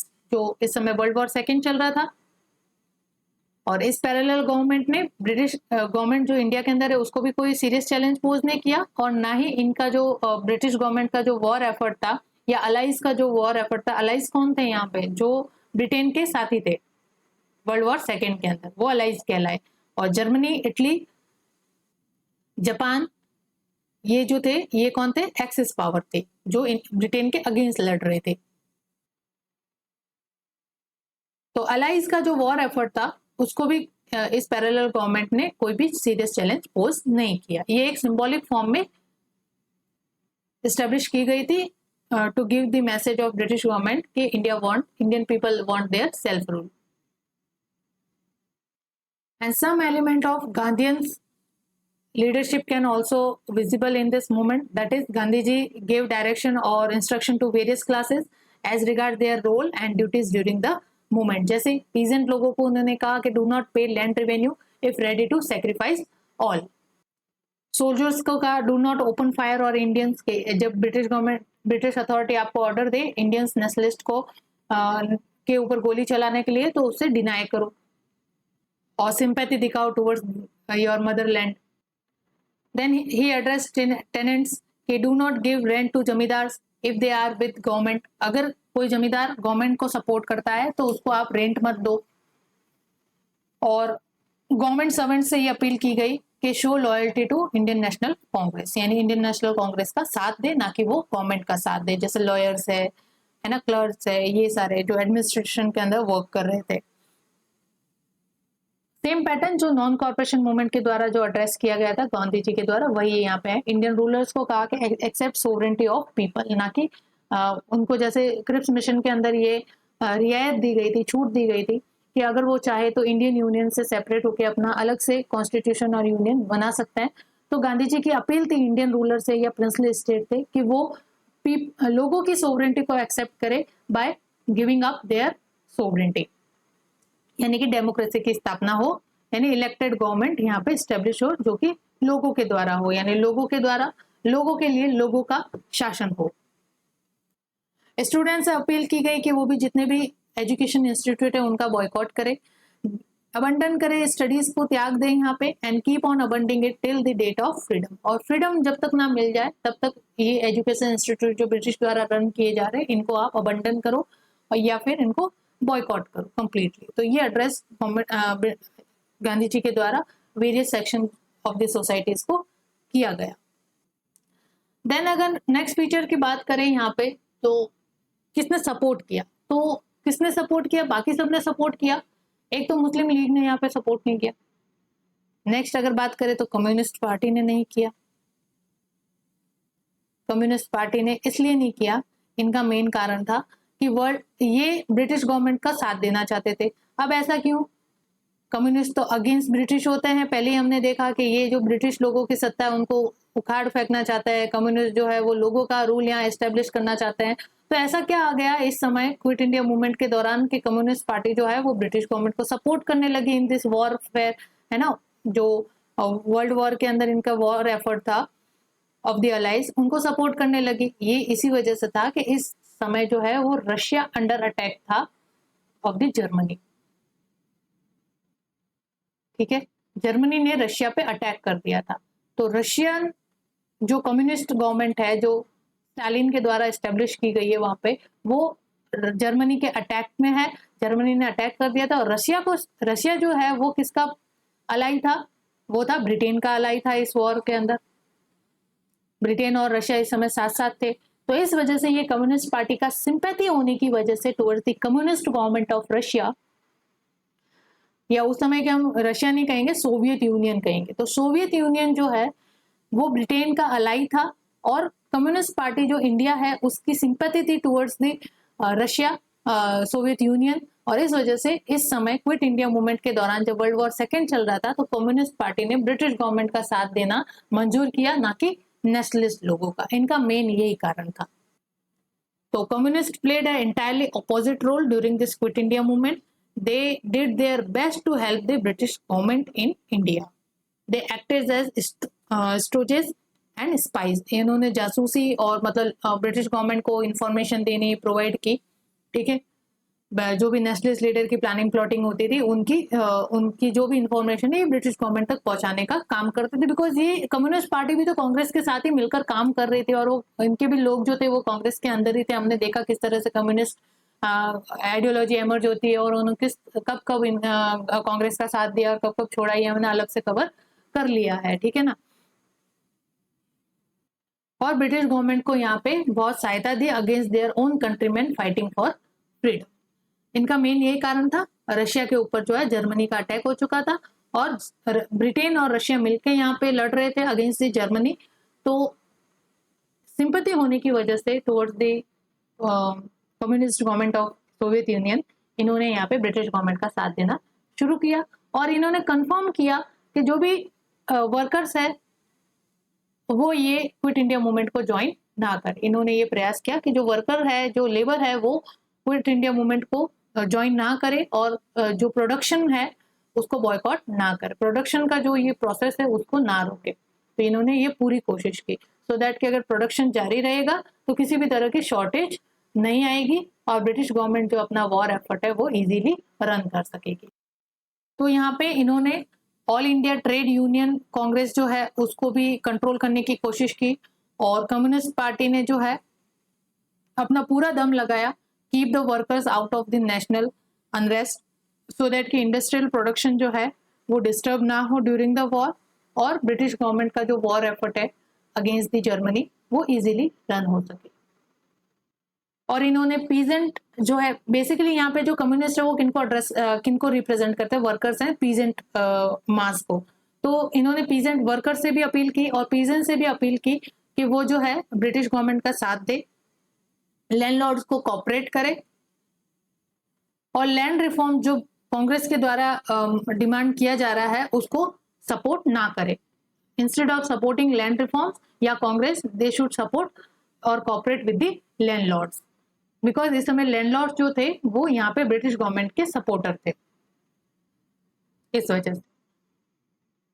And communist party also supported Jinnah's demand for Pakistan as well. Now अब देखते हैं the trend of the quit India movement. क्या क्या trend देखने को मिलते हैं हम, या वी कैन से ये ट्रेंड या इसका spread of the movement across the India. तो फर्स्ट फेज के अंदर अगर हम देखें तो 8 अगस्त 1942 को लॉन्च किया गया, 9 अगस्त टू मिड अगस्त तक का अगर देखें हम तो ये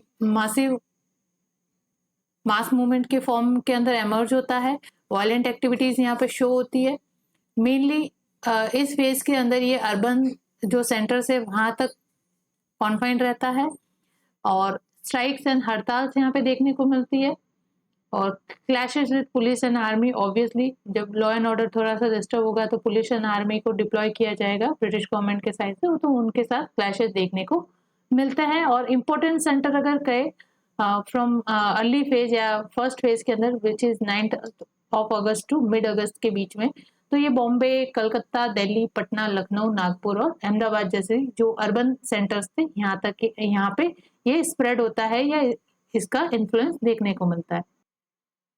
सेकेंड फेज की अगर हम बात करें यहाँ पे तो mid of August to end of सितंबर तक का ये फेज रहता है और इस फेज में आते आते ये जो क्विट इंडिया मूवमेंट है ये अर्बन सेंटर से होता हुआ थोड़ा कंट्री साइड इसका स्प्रेड देखने को मिलता है। मास पार्टिसिपेशन यहाँ पे देखने को मिलता है, specially youth and peasant, and foundation of local national government या we can say parallel government यहाँ पे स्टेब्लिश की जाती है in some regions like Satara, Tamluk, Talcher और गाजीपुर एक्सेट्रा। तो यहाँ पे फेज सेकंड के अंदर जो है थोड़ा सा और कंट्री साइड इसका स्प्रेड होता है और पैरेलल गवर्नमेंट की स्टेब्लिशमेंट होती है। देन इंपॉर्टेंट एरिया अगर हम देखें कंट्री साइड तो बिहार, यूपी, बंगाल, महाराष्ट्र और उड़ीसा के जो एरिया है यहाँ पे ये ज्यादा देखने को मिलता है। नेक्स्ट है third phase which is very important, means perspective से भी यहाँ पे क्वेश्चन बन सकता है। डायरेक्टली आपको ऐसा पूछा जा सकता है कि the underground movement during the quit India movement. तो अंडरग्राउंड मूवमेंट जो है या अंडरग्राउंड एक्टिविटीज जो है क्विट इंडिया मूवमेंट के दौरान वो कौन से फेज के अंदर है, तो ये आपको पूरी जो थर्ड फेज है इसको डिस्क्राइब करना पड़ेंगे। सिंपली एक्सप्लेन पूछ लिया जाएगा आपको कि जो क्विट इंडिया मूवमेंट है उसके समय पे अंडरग्राउंड एक्टिविटीज को एक्सप्लेन करो, तो ये आपका आंसर हो जाता है कंप्लीट फेज थर्ड। देन आपको यहाँ पे phases of quit India movement करके भी आपको पूछा जा सकता है कि explain the phases of quit India movement. तो फर्स्ट, सेकंड, थर्ड आपके सामने लिखी हुई है, एज इट इज आप लिख के आना, आपके मार्क्स जो है वो कंफर्म है। या क्वेश्चन इसके ऊपर ऐसे भी आ सकता है कि the major trends during the quit India movement explain. तो major trend during the quit India movement, तो आपको ये तीनों फेज है उसको एक्सप्लेन करना पड़ेगा। और इसके ऊपर ऐसे भी क्वेश्चन आ सकता है कि क्विट इंडिया मूवमेंट में ऐसे भी क्वेश्चन आ सकते हैं मेंस के अंदर कि quit India movement was a spontaneous movement, explain. तो स्पॉन्टेनियस मूवमेंट है बिकॉज आपको यहाँ पे गांधी जी के व्यूज देने होंगे, है ना। गांधी जी ने किस तरह से ब्रिटिश गवर्नमेंट को कहा कि आपका इमीडिएट यहाँ से विड्रॉल जो है वो नेसेसरी है for the world and safety of the world and as well as India. तो ये सारे गांधीयन व्यू आपको रिगार्डिंग इसमें देने होंगे।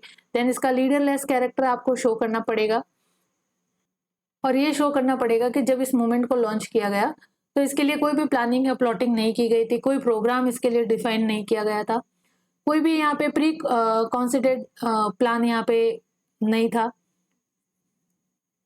तो इस तरह से आपको मूवमेंट को करना पड़ेगा एक्सप्लेन। देन क्वेश्चन ऐसे भी बन सकता है कि comparing quit India movement with earlier Gandhian movement and how it represent the departure. तो आपको यहाँ पे गांधी जी का जो अर्लियर जो आइडियोलॉजी है वो तो आपको बतानी है। अलोंग विद दिस आपको ये इसमें गांधी जी का जो रेडिकल मूड है या जो रेडिकल व्यूज है वो भी रिप्रेजेंट करने पड़ेंगे, है ना। किस तरह से गांधी जी ने करो और मरो का नारा देते हुए वायलेंस को भी थोड़ा यहाँ पे सपोर्ट किया है, और इस तरह से आपको एग्जामिन करके लिख। तो थर्ड फेज के अंदर हमको मेनली यहाँ पे अंडरग्राउंड एक्टिविटीज देखने को मिलती है। तो थर्ड फेज आपका सितंबर टू एंड टू जनवरी फरवरी 1943, जब तक ये लास्ट लॉन्ग रहता है ना बाय जयप्रकाश नारायण, और ये कंटिन्यू रखता है। ये अक्टूबर 1942 में गवर्नमेंट के द्वारा सप्रेस कर दिया जाता है ये मूवमेंट, लेकिन फिर भी 15 मंथ तक जो लगातार इसके बाद भी चालू रहता है वो because of this third phase, यानी जयप्रकाश नारायण जो थे उनके द्वारा जो अंडरग्राउंड एक्टिविटीज है, जो गुरिल्ला वॉरफेयर है, उसके थ्रू ये मूवमेंट को सस्टेन रखा गया फॉर द लॉन्गर पीरियड, जनवरी फरवरी 1943 के एंड तक। तो सितंबर से end of the January and February 1943 longest phase but less formidable, ठीक है। तो यहाँ पे आपको क्या देखने को मिलता है, guerrilla struggle under the leadership of Jayaprakash Narayan and along the Bihar Nepal border. तो बिहार नेपाल की जो बॉर्डर है वहां से इस मूवमेंट को कैरी किया गया, कंटिन्यू रखा गया under the leadership of Jayaprakash Narayan by organising underground activities, activity of the youth and student against communication network, police installation and army installation. तो यहाँ पे आपको देखने को मिलता है कि जो यूथ और स्टूडेंट्स थे उनके द्वारा जो ब्रिटिश गवर्नमेंट के द्वारा एस्टेब्लिश कम्युनिकेशन नेटवर्क है, जो पुलिस इंस्टॉलेशन है, आर्मी इंस्टॉलेशन है, इनके साथ क्लैशेस देखने को मिलते हैं। या वी कैन से कि आर्मी, पुलिस और जो ये कम्युनिकेशन नेटवर्क है वो इन यूथ और स्टूडेंट के अटैक्स के अंदर आते हैं या टारगेट्स बन जाते हैं। और यहाँ पे पीजेंट्स की एक्टिविटीज भी जो है वो डे टाइम तो कल्टीवेशन का काम करते थे, लेकिन रात आते ही ये स्पाइस या सेबोटेज की एक्टिविटीज करने लगते थे ड्यूरिंग द नाइट टाइम। तो इस वजह से इसको जो है पॉपुलरली इस सिस्टम को कर्नाटक मेथड के नाम से भी जाना जाता है, जहाँ पे पीजेंट जो है वो डे टाइम में कल्टीवेटर का काम करते थे, लेकिन नाइट टाइम में सेबोटेज एक्टिविटीज के अंदर वो पार्टिसिपेट करते थे। और in some pockets of the provinces of India यहाँ पे नेशनल गवर्नमेंट, जो लोकल नेशनल गवर्नमेंट एस्टेब्लिश की गई थी, which is parallel government establish की गई थी, that continue to function. And foundation of Congress radio by Usha Mehta, popularly known as voice of freedom. यहाँ पे उषा मेहता के द्वारा कांग्रेस रेडियो की स्थापना की गई, जो कि वॉइस ऑफ फ्रीडम के नाम से जाना जाता है। और बेसिकली ये जो अंडरग्राउंड एक्टिविटीज है इसके एक इनहेरेंट पार्ट्स के रूप में वर्क करता था। तो कांग्रेस रेडियो को किसने यहाँ पे फाउंडेशन किया, उषा मेहता ने। नेक्स्ट यहाँ पे आते हैं Aruna Asaf Ali. Again we know Aruna Asaf Ali की इन्होंने जब गांधी जी ने क्विट इंडिया मूवमेंट का लॉन्च किया था तो ग्वालियर मैदान टैंक के अंदर, ग्वालियर टैंक मैदान के अंदर इन्होंने या अगस्त क्रांति मैदान से तिरंगा फहरा के क्विट इंडिया मूवमेंट को लॉन्च करने में अपना पार्टिसिपेशन दिया था। तो जो अरुणा आसफ अली है, she mobilized volunteers and sabotage activity. तो इन्होंने भी सेबोटेज एक्टिविटीज और वॉलंटियर्स को मोबिलाइज करने का काम किया क्विट इंडिया मूवमेंट को रन करने के लिए। फिर आ जाते हैं Sucheta Kripalani, work for the constructive programme and non violent action. तो सुचिता कृपलानी जो थी वो मेनली जो गांधीयन कंस्ट्रक्टिव प्रोग्राम और नॉन वायलेंट एक्शन था उनके अंदर पार्टिसिपेट करती है। तो these are some name which is a young leaders emerging during the Quit India movement. अब जो मूवमेंट है, जो स्ट्रगल फ्रीडम स्ट्रगल है, वो न्यू हैंड्स में जा रहा था. तो these are some young leaders: Sucheta Kripalani, Aruna Asaf Ali, Usha Mehta, Jayaprakash Narayan, Ram Manohar Lohia. तो ये सब जो है नए लीडर्स एमर्ज हो रहे थे क्विट इंडिया मूवमेंट के दौरान. तो ये नाम आप याद रखना: सुचिता कृपलानी, अरुणा आसापल्ली, उषा मेहता, जो कांग्रेस रेडियो का फाउंडेशन करती है, जिसको वॉइस ऑफ फ्रीडम के नाम से भी जाना जाता है. तो these are some important trends of Quit India movement. Next आते हैं हम the trend after quit India movement. तो trend after quit India movement देखते हैं कि क्विट इंडिया मूवमेंट के बाद क्या हुआ. तो जैसे क्विट इंडिया मूवमेंट एंड होता है बाय अर्ली 1943, हार्डली ये 15 मंथ तक चलता है, और due to the heavy repression of British government ये क्विट इंडिया मूवमेंट जो है वो कंप्लीट फेलियर फेस करता है. इसके वेरियस रीजन हमने देखे कि जो कम्युनिस्ट पार्टी है और जो ट्रेड यूनियन वगैरह under leadership of communist party वो साथ नहीं देते हैं. मुस्लिम लीग जो है वो सपोर्ट नहीं करती है क्विट इंडिया मूवमेंट को. हिंदू महासभा जो है वो भी इसको सपोर्ट नहीं करती है क्विट इंडिया मूवमेंट को. ठीक है, उनके कुछ अलग रीजन होते हैं यहाँ पे. और इस वजह से यहाँ पे जो नेशनलिस्ट पार्टी थी, जो मेजर एक फैक्शन का काम करती थी, उन्होंने क्विट इंडिया मूवमेंट को सपोर्ट नहीं किया. प्लस ये लीडरलेस था, कोई सेंट्रल अथॉरिटी नहीं होने की वजह से कंप्लीट गाइडेंस नहीं हुआ करती थी, और यहाँ पे जो केओटिक कैरेक्टर है इसका, ये फेलियर का कारण बनता है. देन इस मूवमेंट को लॉन्च करने के पहले कोई भी प्लानिंग या प्रोग्राम किस तरह से रन करना है इसको, उसके लिए कोई प्रोग्राम कॉन्स्टिट्यूट नहीं किया गया था. तो इन सारी कमियों की वजह से क्विट इंडिया मूवमेंट जो है वो फेलियर फेस करता है. और quit India movement Gandhi ji ने बिल्कुल इसकी जो कमांड है पूरी मास के हाथ में दे दी थी, लोगों के हाथ में दे दी थी कि जिस तरह से भी आपको इसको रन करना है करो. तो डिफरेंट पार्ट्स के अंदर, इंडिया के डिफरेंट पार्ट्स के अंदर डिफरेंट पर्सन्स के द्वारा क्विट इंडिया मूवमेंट को लॉन्च किया जाता है, अपने अपने मैनर्स के अंदर लॉन्च किया जाता है. कोई वॉलेंट एक्टिविटीज यहाँ पे करके इस क्विट इंडिया मूवमेंट को अपना एजिटेशन शो करता है. और कुछ जो थे वो गांधीयन, अगर गांधी जी के फॉलोअर्स थे, गांधीयन आइडियोलॉजी के फॉलोअर्स थे, तो वो नॉन वायलेंट मीन्स अपना के अपना एजिटेशन शो करते थे. तो यहाँ पे डिफरेंट अपन को ट्रेंड्स देखने को मिलते हैं.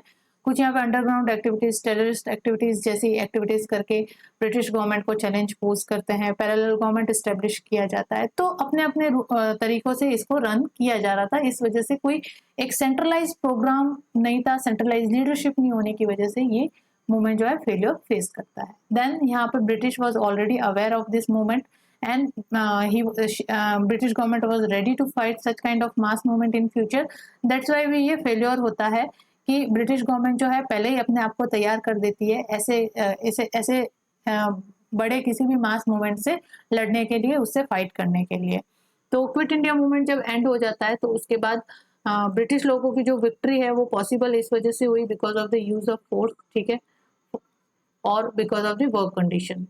बिकॉज जो ये जैसे जमींदार वगैरह थे और जो एडमिनिस्ट्रेटिव सिस्टम जिस तरह से रन करता था, जो लॉयल बिल्कुल रहते थे गवर्नमेंट के, इस वजह से यहाँ पे जो वर्क कंडीशन थी और जो यूज ऑफ फोर्स है उसकी वजह से ब्रिटिश गवर्नमेंट की यहाँ पे विक्ट्री होती है और क्विट इंडिया मूवमेंट जो है वो फेलियर फेस करता है.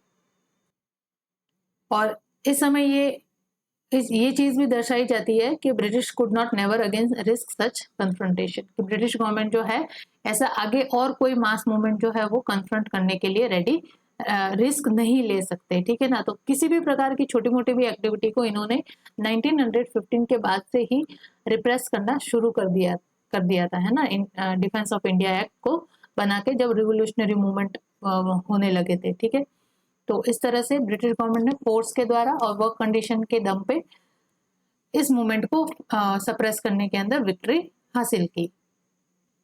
और देन हम ये भी कह सकते हैं कि जो वाइस रॉय है वेवेल, उस समय उन्होंने ब्रिटिश प्राइम मिनिस्टर चर्चिल को, बिकॉज वॉर टाइम के अंदर जो है ये चर्चिल ही थे जो through out the world war second prime minister रहते हैं ब्रिटेन के. और जो वर्ल्ड वॉर सेकेंड एंड होने पे आता है, और यहाँ पे चर्चिल जो है आफ्टर द वॉर इंडियंस जो सोल्जर्स गए थे वर्ल्ड वॉर सेकेंड के अंदर पार्टिसिपेट करने को, उनकी यहाँ पे बहादुरी देख के, उनकी लॉयल्टी देख के ये भी खुश हो गए थे और इन्होंने भी अपना मन बना दिया था कि इंडिया को अब फ्री कर देना चाहिए. लेकिन चर्चिल यहाँ पे कुछ नहीं कर सकते थे। ब्रिटेन में यहाँ पे इलेक्शन हो चुके थे और चर्चिल के हाथों से सत्ता जा चुकी थी और नए अब लेबर पार्टी के प्राइम मिनिस्टर बनते हैं एटली। और एटली जो थे वो लेबर पार्टी के मेंबर थे और लेबर पार्टी जो है वो इंडिया के फ्रीडम के लिए सिंपैथी रखती थी और एटली ने फिर ये इंडिया के फ्रीडम के लिए प्रोसेस चालू की। तो एटली जब प्राइम मिनिस्टर बने तो उन्होंने डिक्लेयर कर दिया कंप्लीट इंडिपेंडेंस का रिजोल्यूशन फॉर इंडिया। ठीक है, कंप्लीट फ्रीडम। तो ये एटली के नेतृत्व में हुआ after the world war second. तो वर्ल्ड वॉर सेकेंड में जब सोल्जर्स इंडियन लड़े थे तो चर्चिल का भी यहाँ पे मन बन गया था और उनकी जो लॉयल्टी वगैरह देख के चर्चिल भी खुश हो गया था इंडिया को फ्रीडम ग्रांट करने के लिए। ठीक है, तो लेकिन ड्यूरिंग द वर्ल्ड वॉर और क्विट इंडिया मूवमेंट के दौरान वेवेल ने भी ब्रिटिश प्राइम मिनिस्टर चर्चिल को ये लिखा था इन 1944 अक्टूबर के अंदर कि it would be impossible to hold India by force after the war and it is wise to start negotiation before the end of the war to divert the energy of Indian to constitutional and administrative talks। Wavell जो यहाँ पे vice Roy थे, उन्होंने Linlithgow के बाद Wavell आए, तो Wavell ने ये लिखा ब्रिटिश प्राइम मिनिस्टर चर्चिल को कि अब इंडिया को फोर्स के दम पे यानी बल के दम पे, पुलिस या आर्मी के दम पे होल्ड करना अब इम्पॉसिबल सा है।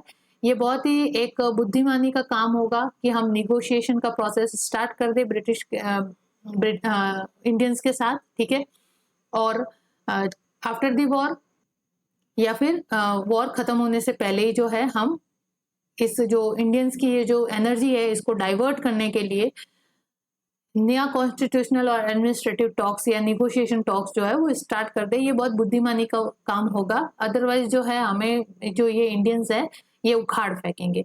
तो एक्चुअली यहाँ पे क्या था कि एटली वगैरह या जो ब्रिटिश गवर्नमेंट है वो अब रेडी हो चुकी थी इंडिया को फ्री करने के लिए, क्योंकि अब ब्रिटेन की वो पोजीशन नहीं रही थी कि वो अपने मैन पावर और फाइनेंस के दम पे इंडिया को होल्ड करके रख सके। ठीक है, 2 वर्ल्ड वॉर लड़ने के बाद ब्रिटेन की जो फाइनेंशियल कंडीशन है वो भी यहाँ पे डिग्रेड हो गई थी। सेकंड, यहाँ पे जो लेबर पार्टी है वो सत्ता में आ चुकी थी जो कि इंडिया के फ्रीडम के लिए यहाँ पे सपोर्ट में रहती थी। ठीक है, तो वहाँ पे पॉलिटिकल कंडीशन ब्रिटेन के अंदर अलग हो चुकी थी बिल्कुल, और जो इंडिया के फ्रीडम के सपोर्ट में थी वो वाली सत्ता आ चुकी थी। ठीक है, तो यहाँ पे अब इंपीरियलिज्म और इन चीजों को सपोर्ट करने वाले लोग नहीं रहे थे। हाँ, चर्चिल थे हार्डकोर इंपीरियलिस्ट, लेकिन बाद में वर्ल्ड वॉर सेकेंड के बाद इनकी भी मंशा बदल गई थी। और लेकिन फाइनली जब एटली आते हैं लेबर पार्टी के मेंबर, और लेबर पार्टी तो खुद लोगों की जनता की पार्टी थी और वो फिर ऑब्वियसली इंडिया के फ्रीडम के लिए सपोर्ट करती थी। तो एटली ने तो प्रोसेस भी स्टार्ट कर दिया to grant freedom to India. और थर्ड चीज ये थी यहाँ पे कि जो ब्रिटिश थे ना वो डिग्निटी के साथ और पीसफुली इंडिया से विड्रॉ करना चाहते थे। ठीक है, हिस्ट्री में ऐसा ना लिखा जाए कि ब्रिटिश लोगों को इंडिया ने मार मार के भगाया या इंडियंस लोगों ने जो है वो खदेड़ा यहाँ से, ऐसा ना लिखा जाए। ये भी जो है अपनी ग्लोरी जो है उसको प्रिजर्व रखना चाहते थे, अपने आप को ग्लोरिफिकेशन रखने के प्रोसेस में ये चाहते थे कि इंडिया से जो है वो डिग्निटी के साथ और पीसफुली हम यहाँ से विड्रॉ करें, सो दैट कि हिस्ट्री के अंदर अगर चीजें लिखी जाए तो इनके फेवर में लिखी जाए या फिर इनका जो वर्ड्स जो लिखे जाएंगे वो इनका ग्लोरिफिकेशन शो करेगा कि ब्रिटिश जो थे वो इतने अच्छे सिविलाइज थे कि उन्होंने जब समझा कि अब इंडियन जो है वो एबल्ड हो चुके हैं अपना कॉन्स्टिट्यूशन फ्रेम करने के लिए और अपने सेल्फ रूल को गवर्न करने के लिए, तो हम इनको विलिंगली हम इनको पावर ट्रांसफर कर देंगे। तो ये पहले यही कहते थे कि इंडियन जो है अभी इतने मेच्योर नहीं हुए हैं, इतने सिविलाइज नहीं हुए हैं कि वो सेल्फ रूल को गवर्न कर सके और अपना कॉन्स्टिट्यूशन खुद फ्रेम कर सके। तो इस वजह से अब ये दावा करेंगे अपने विड्रॉल पे उनको पता है कि विड्रॉ अब इंडिया को होल्ड करना पॉसिबल नहीं है, ठीक है ना, इतनी अपनी अभी कंडीशन इतनी स्ट्रांग नहीं है आफ्टर द 2 वर्ल्ड वॉर कि हम इंडिया को फोर्स के दम पे यहाँ पे होल्ड करके रखे। तो अब यहाँ से निकल जाना ही बढ़िया है, विड्रॉल करना ही अच्छा रहेगा। और विड्रॉल भी कैसा करें, डिग्निटी के साथ और पीसफुली। और ये कह देंगे हम इसको कि हाँ अब इंडियंस जो है इस समय मेच्योर हो चुके हैं अपने कंट्री को रन करने के लिए, गवर्न करने के लिए और कॉन्स्टिट्यूशन फ्रेम करने के लिए। तो ये यहाँ पे वो दलील दे सकते हैं। तो यहाँ पे इन सारे नेगोशिएशन का प्रोसेस स्टार्ट होता है, शिमला कॉन्फ्रेंस हेल्ड की जाती है जून 1946 में। ये सब हम अच्छे से डीप में डिस्कस करेंगे क्या है शिमला कॉन्फ्रेंस, वेवेल प्लान्स वगैरह। लेकिन यहाँ पे हम देख रहे हैं आफ्टर क्विट इंडिया मूवमेंट क्या ट्रेंड रहता है। तो ये चीजें होती है कि नेगोशिएशन प्रोसेस स्टार्ट हो जाता है, ब्रिटिश जो है वो अब अपने आप को विड्रॉ करने के लिए रेडी हो जाते हैं। तो ये सारे उनको फिर देके भी तो जाना था ना किसके हाथ में सत्ता सौंपे, किसको क्या दे, मुस्लिम जो लोग हैं उनके सिंपैथी कैसे गेन करे। देखो एंड तक भी ब्रिटिश जो थे ये नहीं चाहते थे कि हम विड्रॉ कर ले, ठीक है, लेकिन साइमल्टेनियसली सब चल रहा था, विड्रॉ होना भी था और विड्रॉ नहीं भी होना था। तो नहीं होने की प्रोसेस में वो उन्होंने भारत का बंटवारा करवा दिया, ठीक है। कम्युनलिज्म और सेपरेटिज्म के अंदर हम पढ़ेंगे कि किस तरह से पाकिस्तान का फॉर्मेशन होता है। कम्युनिज्म और सेपरेटिज्म की भावनाओं को इन्होंने इतनी ज्यादा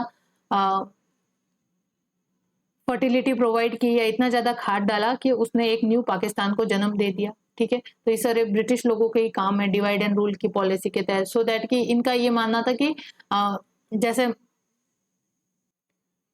अगस्त ऑफर में कहा गया था कि अगर कोई भी प्रोविंस जो है वो रेडी नहीं होता है इस पावर ट्रांसफर के मतलब फेवर में नहीं होता है, तो ब्रिटिश गवर्नमेंट उसकी बात को एक्नॉलेज करेगी और पावर ट्रांसफर को नहीं करेगी। तो ये चीज उनका हमेशा से लास्ट तक भी यही रोना था कि इनको ये पता था कि मुस्लिम लीग जो है वो कभी भी पावर ट्रांसफर कांग्रेस के हाथों में सपोर्ट नहीं करेगी, और या मुस्लिम जो है वो भारत का बंटवारा चाहेगी, या फिर ऐसा होगा कि ब्रिटिश गवर्नमेंट जो है, एक्चुअली ब्रिटिश गवर्नमेंट तो सेपरेट पाकिस्तान बनाना नहीं चाहते थे, ठीक है, और ना ही जिन्ना चाहते थे कि सेपरेट पाकिस्तान या सेपरेट स्टेट बने on the base of religion. पूरे कहीं ये रिलीजन के दम पे कोई एक अलग से सेपरेट बना दे, ये कतई मंजूर नहीं था जवाहरलाल नेहरू को भी, ठीक है। तो जिन्ना भी नहीं चाहते थे कि सेपरेट स्टेट बने, ये जस्ट जिन्ना जो है सेपरेट पाकिस्तान की डिमांड इसलिए रखी थी कि ये डराना चाहते थे किनको, कांग्रेस लीडर्स को। ये डरा रहे थे सेपरेट पाकिस्तान की मांग करके कि अगर मुस्लिम लोगों के इंटरेस्ट को सेफगार्ड नहीं किया गया इंडिया में तो हम एक सेपरेट स्टेट बनाएंगे, हमें सेपरेट स्टेट चाहिए।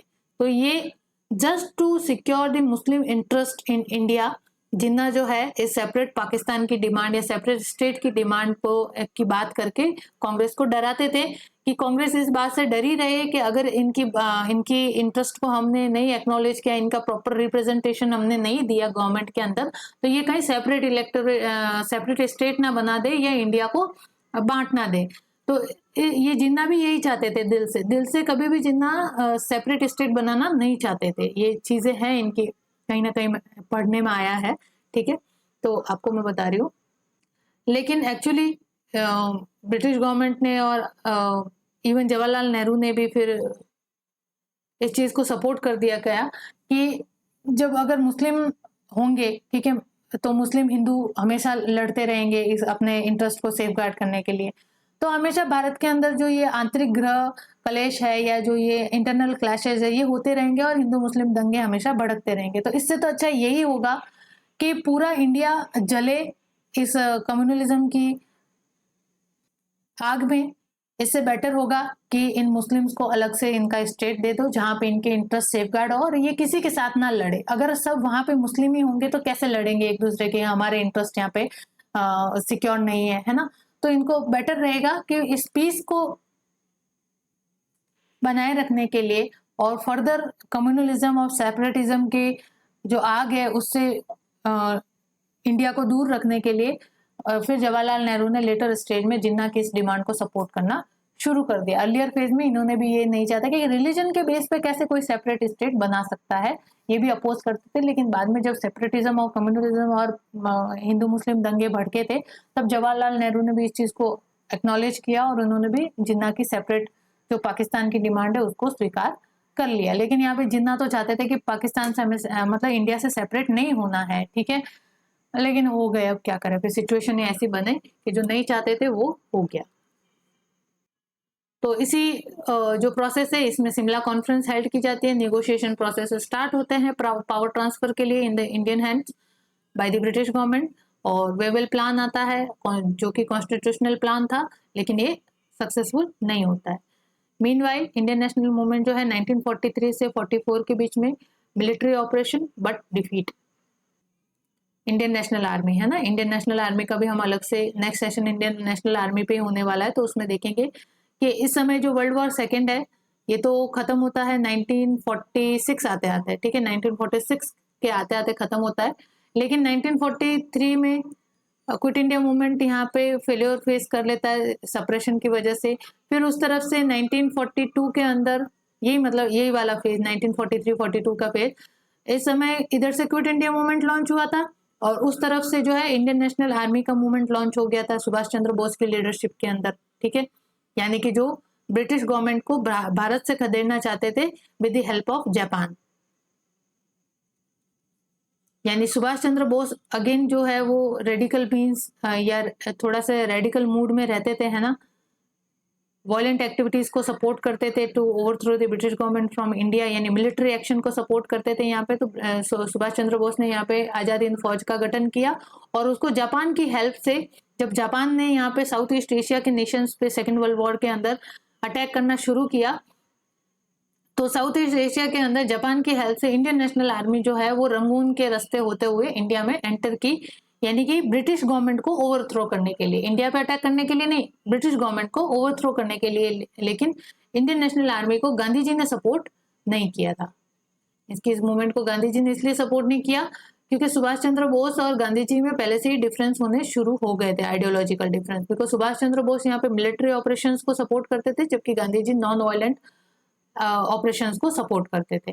तो ये जो 1938 और 1939 ये तो हरिपुरा सेशन था, जिसमें सुभाष चंद्र बोस पहली बार कांग्रेस के प्रेसिडेंट बनते हैं। फिर आता है त्रिपुरी सेशन, और त्रिपुरी सेशन में आते हैं इन्होंने रिजाइन कर दिया था। इलेक्शन तो हुए थे, सुभाष चंद्र बोस ही प्रेसिडेंट बने थे, लेकिन गांधी जी जो है वो सुभाष को नहीं चाहते थे, किनको, पट्टाभी सीतारमैया को बनाना चाहते थे।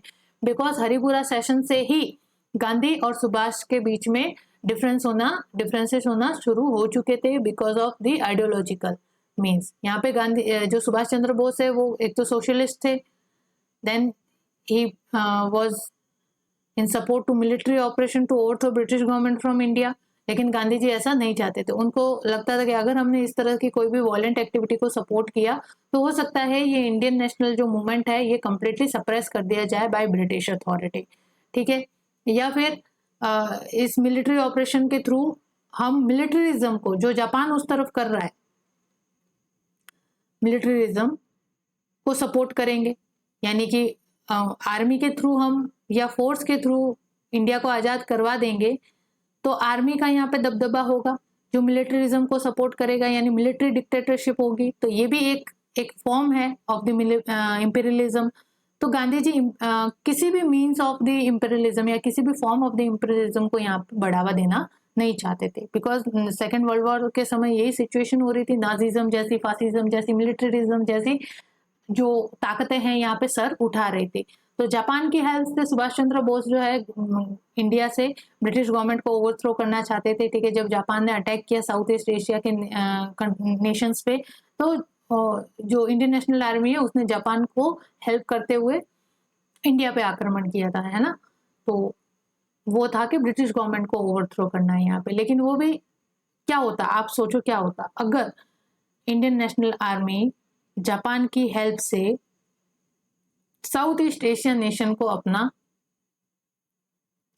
जीत भी जाते, साउथ ईस्ट जो एशिया का ये पूरा रीजन है जीत जाते, तब इंडिया किसके कंट्रोल में आता?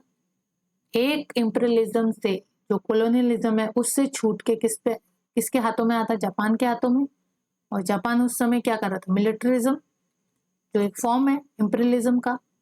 तो एक ये ऐसा हो जाता कि आसमान से गिरा और खजूर में अटका। तो इस वजह से गांधी जी ने यहाँ पे सुभाष चंद्र बोस के जो ये मिलिट्री ऑपरेशन है ना, इसका सपोर्ट नहीं किया था। उनकी फोरसाइटनेस देखो, उनको पता था कि इंडिया अगर इस कोलोनियलिज्म से निकलेगा तो मिलिट्रिज्म की चपेट में आ जाएगा, जो जापान के द्वारा हो रही है, यानी वो भी एक इंपीरियलिज्म का ही फॉर्म है। ठीक है, तो यहाँ पे इसी दौरान क्विट इंडिया मूवमेंट के दौरान बाद में ही या उसी मीनवाइल जो है मिलिट्री ऑपरेशन जो इंडियन नेशनल आर्मी के द्वारा चलाया गया वो भी डिफीट कर दिया जाता है। ठीक है, ब्रिटिश गवर्नमेंट उसको भी सक्सेसफुली डिफीट कर देती है, बिकॉज इस समय जो है ना, ये जो मिलिट्री ऑपरेशन चल रहा होता है इंडियन नेशनल आर्मी का, इस समय एक्सिस पावर जो थी उनको डिफीट करना शुरू हो चुका था। जापान के ऊपर बॉम्ब गिरा दिए गए थे हिरोशिमा और नागासाकी पे यूएसए के द्वारा। और जो एक्सिस पावर है, जर्मनी भी वहां पे ब्रिटेन और रशिया के अटैक में जो कंबाइंड अटैक है उसके अंदर आ चुका था। जापान भी यूएसए के द्वारा यहाँ पे हराया जा चुका था। तो बेसिकली एक्सिस पावर जो है वो डिक्लाइन हो रही थी, और एक्सिस पावर ही इस मिलिट्री ऑपरेशन को सपोर्ट कर रही थी सुभाष चंद्र बोस को। तो जैसे ही एक्सिस पावर हारने लगी, इंडियन नेशनल आर्मी की जो सपोर्ट है वो भी गिरने लगी, और ब्रिटिश ने यहाँ पे बहुत अच्छे से इंडियन नेशनल आर्मी के मूवमेंट को डिफीट कर दिया। तो ये इंडियन नेशनल आर्मी का मूवमेंट जो था, ये भी एक जो 1942 में हुआ क्विट इंडिया मूवमेंट हुआ, वैसा ही एक मूवमेंट था जो इन्होंने 1945 के अंदर फेस किया। फिर जो इंडियन नेशनल आर्मी के अंदर जो ऑफिसर्स थे जो सुभाष चंद्र बोस को यहाँ पे सपोर्ट कर रहे थे, उनको यहाँ पे गिरफ्तार किया गया। उनके अगेंस्ट जो है कार्रवाई चलाई गई ब्रिटिश गवर्नमेंट के द्वारा, जिसको रेड फोर्ट कार्रवाई के नाम से भी जाना जाता है, जहाँ पे उनको जो लोगों के सामने सजा देने का ऐलान किया गया। और उसके खिलाफ लोगों ने वाइड स्प्रेड प्रोटेस्ट किया। और ये जो इंडियन नेशनल आर्मी की जो स्पिरिट थी, ये अब इंडियन आर्मी तक भी पहुंच चुकी थी। और नेक्स्ट जो है वो रॉयल इंडियन नेवी की म्यूटिनी देखने को मिलती है। ठीक है, तो यहाँ पे देन RIN म्यूटिनी हो जाती है। ये हम सब क्विट इंडिया मूवमेंट के बाद की बात करें। क्विट इंडिया मूवमेंट हो जाता है। क्विट इंडिया मूवमेंट के बाद यहाँ पे इंडियन नेशनल आर्मी का एक बड़ा मूवमेंट देखने को मिलता है ब्रिटिश गवर्नमेंट को। ठीक है, पहले इसको सप्रेस किया, फिर इंडियन नेशनल आर्मी को सपोर्ट किया, फिर इंडियन नेशनल आर्मी से सपोर्ट होके रॉयल इंडियन नेवी जो है वो म्यूटिनी करती है, वो ब्रिटिश गवर्नमेंट के खिलाफ हो जाती है 1946 के अंदर। ठीक है, उसको भी सप्रेस किया गया। उसको भी गांधी जी ने, उन सोल्जर्स वगैरह, जवाहरलाल नेहरू ने, सबको उनको कहा कि नहीं, आपके जो भी ग्रीवेंसेस है उनका रिड्रेसल होगा और आप पीसफुली जो है सरेंडर कर दो और अपने इस म्यूटिनी को क्लोज कर दो। तो ये भी हम डिटेल में देखेंगे RIN म्यूटिनी। तो और ये जो हुई थी, ये किस वजह से हुई थी? वही racial discrimination in the rank of soldiers, ठीक है, इन दी आर्मी और सॉरी इन दी नेवी, और बैड फूड कंडीशन, ठीक है, और इवन बैड वर्किंग कंडीशन के अंदर भी। तो इस वजह से ये एरप्ट होती है, और बेसिकली ये इंडियन नेशनल आर्मी से ही इंस्पायर्ड होती है। तो जो ये रॉयल इंडियन नेवी म्यूटिनी है, कि ये हिस्ट्री में पहली बार देखा गया कि जो ब्रिटिश लोगों की जो आर्मी है ना, वो कभी भी ब्रिटिश लोगों के खिलाफ नहीं होती। तो वो लॉयल रहती थी इन एनी कंडीशन। के अंदर जितने भी इंडियन सोल्जर्स थे वो लॉयल रहते थे। लेकिन यहाँ पे पूरी की पूरी एक जो नेवी है उसने ब्रिटिश गवर्नमेंट के अगेंस्ट यहाँ पे रिवोल्ट कर दिया था। तो ये ऐसा कहा सकता है कि ये जो RIN royal Indian navy mutiny है, ये लास्ट नेल साबित होती है इन दी ब्रिटिश कॉफिन। क्योंकि यहाँ से भी ब्रिटिश लोग भी फियर्ड होना चालू हो गए थे, उनको भी डर लगना शुरू हो गया था कि अब हमारी जो नेवी है या जो हमारी आर्मी है, जो हमारा सबसे बड़ा सोर्स है, वो भी हमारे कंट्रोल से बाहर जाती जा रही है। तो अब इंडिया को रूल करना on the basis of forces is not longer possible. तो हिस्टोरियन राइटर है पेनेड्रल मून, उन्होंने लिखा कि जो autumn and winter of the 1945 to 46 का जो ये पीरियड है, इन्होंने उसको क्या किया, क्या कहा है, the the age of volcano. Basically जो 1940 से अगस्त ऑफर से लगा के आप 1946 का पूरा पीरियड देखो तो ये पीरियड क्या कहलाता है, the age of volcano, the age of volcano. And finally July 1945 के अंदर लेबर पार्टी की विक्ट्री होती है, ब्रिटेन के अंदर लेबर पार्टी सत्ता में आती है और एटली वहां के प्राइम मिनिस्टर बनते हैं चर्चिल को रिप्लेस करके, और न्यू गवर्नमेंट डिसाइड करती है टू क्विट इंडिया, इंडिया को छोड़ने का, और एटली के नेतृत्व में यहाँ पे इंडियन इंडिपेंडेंस एक्ट पास किया जाता है इन 1946 के अंदर, और फाइनली इंडिया को फ्रीडम ग्रांट कर दी जाती है, लेकिन विद द पार्टीशन, पार्टीशन का एक धब्बा लगा दिया जाता है इस बढ़िया काम के ऊपर।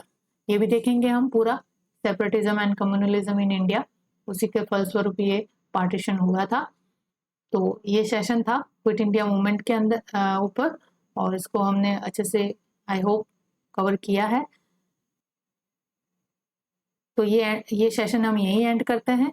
I hope you like this session. Please do like, share and comment to our YouTube channel, that is examyatra.com, and stay tuned till the next session. Thank you.